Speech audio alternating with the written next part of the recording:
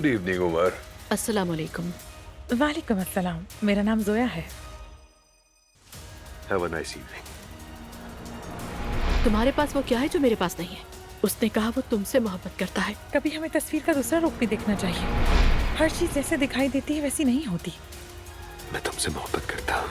अभी मैं कुछ नहीं कह सकती।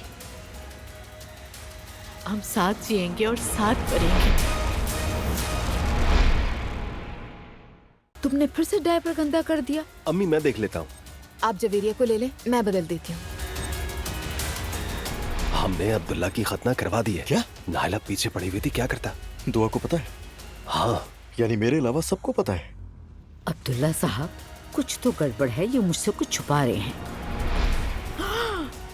क्या जरूरत थी छुप कर ये काम करने की? हाँ तो क्या हुआ है, बताओ मुझे। दुआ ही नहीं वापस अभी तक। नहीं, खाला की तरफ ही गई होगी मशवरे लेने। यानी मोहतरमा अलिफ दुआ को मशवरा दे रही हैं। बिल्कुल, और कौन दे सकता है। तुमने एक के बाद एक गलतियां की हैं, बस करो। लेकिन हम फिर से वहीं खड़े हैं। बेटा, तुम ऐसी औरत को घर में क्यों रख रहे हो जो तुम्हें नहीं चाहती? तो पूरा दरवाजा जा सकती है बाबा। हम जल्द मिलेंगे मेरे भाई। मैं बहुत अकेला पड़ गया हूँ कैसर, काश तुम मेरे साथ होते। कैसर।